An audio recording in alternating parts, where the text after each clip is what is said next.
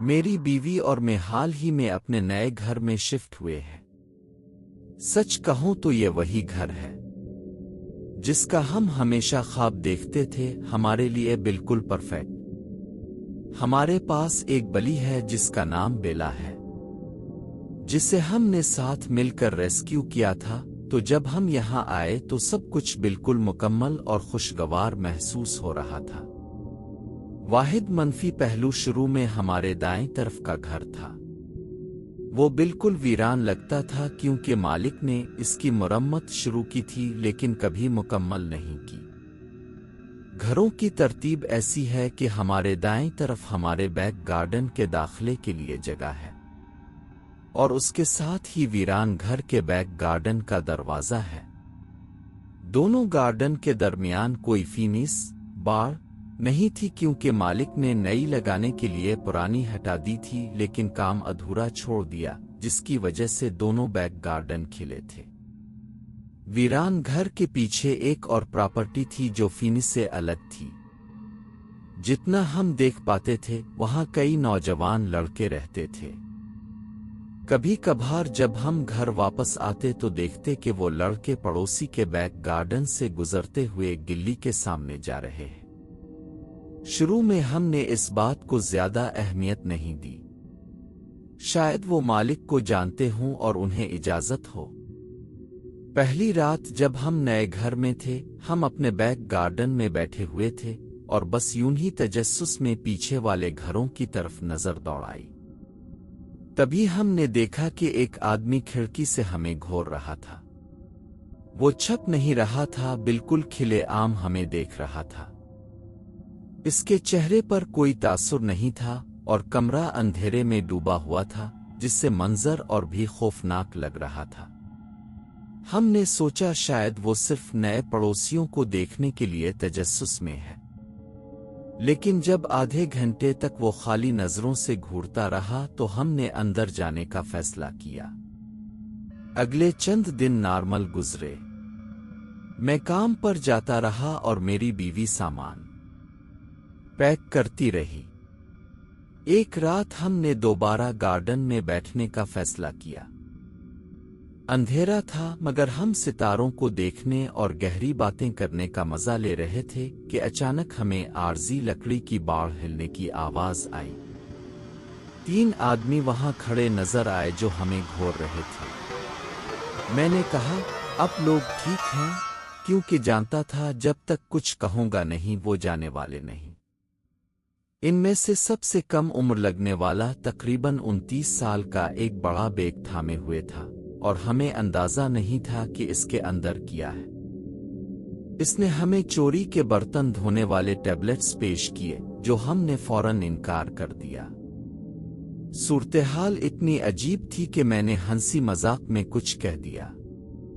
وہ مسکرایا اور بولا، "ٹھیک ہے۔" پھر وہ لوگ واپس چلے گئے۔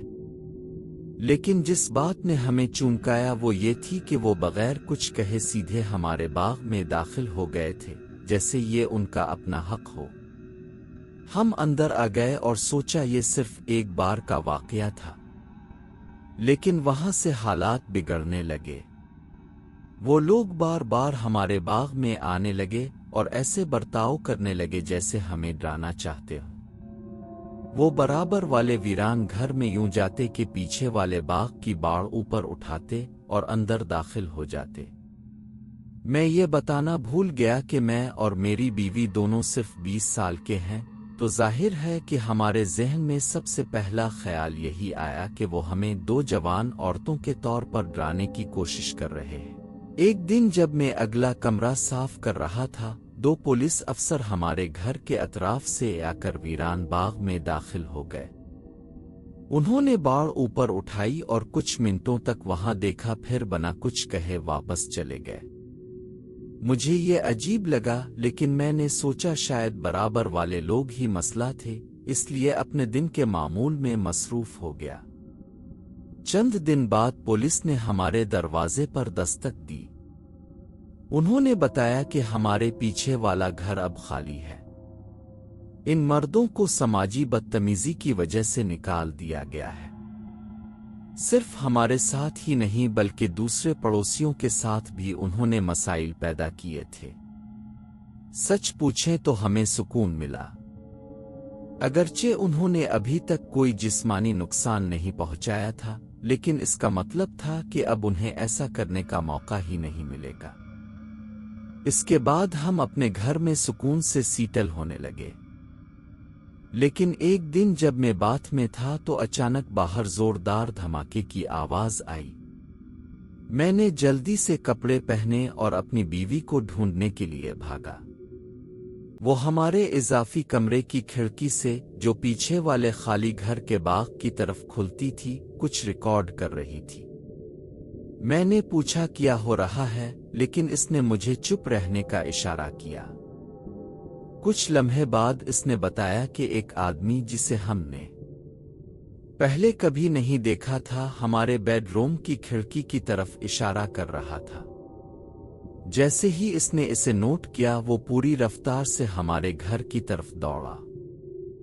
راستے میں اس نے ہمارے دروازے کا ہینڈل آزمایا، پھر واپس باغ میں جا کر ٹوٹی ہوئی باڑ اوپر اٹھائی اور خالی گھر کی کھڑکیوں پر زور زور سے بجانے لگا۔ ہم نے فوراً پولیس کو فون کیا۔ وہ آئے، ویڈیو دیکھی، بیان لیا اور چلے گئے۔ ہم کانپ گئے تھے۔ آخر اس نے ہمارے دروازے کا ہینڈل کیوں آزمایا اور پھر اس خالی گھر میں گھسنے کی کوشش کیوں کی؟ وہ کیا کرنے والا تھا؟ چند راتوں بعد جب ہم بستر پر تھے تو ہمیں سیٹی کی آواز سنائی دی۔ وہی سیٹی جو مرد عورتوں کو ہراساں کرنے کے لیے بجاتے ہیں۔ رات کے 2:16 بجے تھے۔ ہم خاموشی سے سنتے رہے، پھر کھڑکی پر کسی کے دستک دینے کی آواز آئی۔ ہم خوفزدہ ہو گئے۔ کیمرے چیک کیے لیکن کسی وجہ سے کچھ ریکارڈ نہیں ہوا۔ جو بھی تھا وہ شاید جلدی چلا گیا کیونکہ آوازیں رک گئیں۔ ہم خوف کے مارے سو نہیں سکے۔ اگلے دن ہم امی کے گھر گئے اور رات وہیں گزاری۔ جب اگلی صبح واپس آئے تو دیکھا کہ ہمارا رننگ ڈور بیل ہٹا کر زمین پر رکھا ہوا تھا۔ ایس ڈی کارڈ غائب تھا۔ کوئی واضح طور پر واپس آیا تھا اور ہمیں معلوم تھا کہ یہ کون کر سکتا ہے اور کون ایسا کرتا۔ ہم نے دوبارہ پولیس کو فون کیا۔ انہوں نے کہا کہ سب دروازے اور کھڑکیاں اچھی طرح بند رکھیں۔ فون پر موجود خاتون نے یہاں تک کہا کہ کیمرہ ہٹایا جانا اس بات کی علامت ہے کہ وہ کچھ منصوبہ بنا رہے ہیں، جو ہمیں مزید خوفزدہ کر گیا۔ لیکن کم از کم اس نے سچ کہا۔ سیٹیاں بجانا، شور مچانا اور گھر میں دوبارہ گھسنے کی کوششیں کئی ہفتوں تک چلتی رہیں۔ ہم نے بار بار پولیس کو رپورٹ کی۔ وہ دوبارہ ہمارے دروازے تک نہیں آئے تو ہمیں امید ہوئی کہ شاید سب ختم ہو گیا۔ لیکن 3 ہفتے بعد جب ہم بستر پر بیٹھے کیمروں کی پرانی ریکارڈنگز دیکھ رہے تھے تو ہم نے لائیو فیڈ چیک کی۔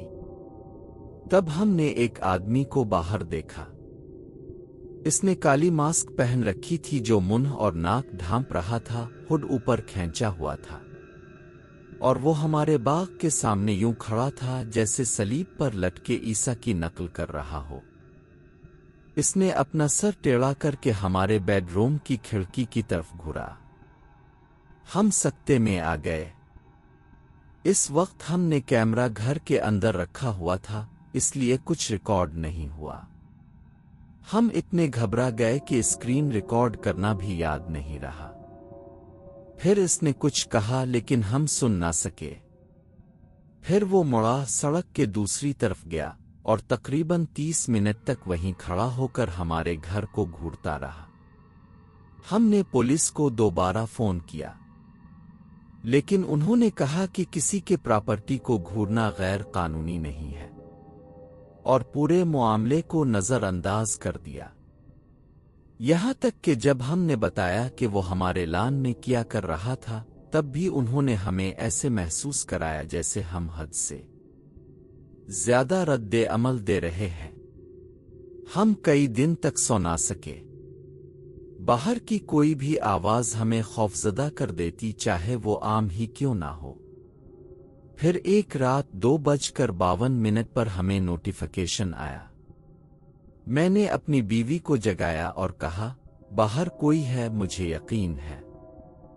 ذرا کیمرہ چیک کرو۔ اس نے چیک کیا اور واقعی وہاں 2 نقاب پوش آدمی موجود تھے۔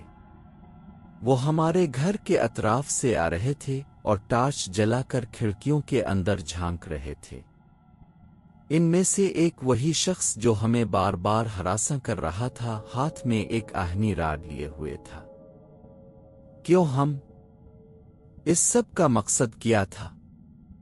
کئی دنوں تک وہ سڑک کے اس پار کھڑا رہتا، کبھی اشارے کرتا، کبھی ہاتھ ہلاتا، ہماری کھڑکی کی طرف چیختا۔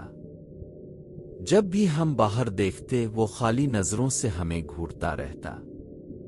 یہ سب ہمیں ڈرانے کے لیے تھا اور اس میں وہ کامیاب ہو رہا تھا۔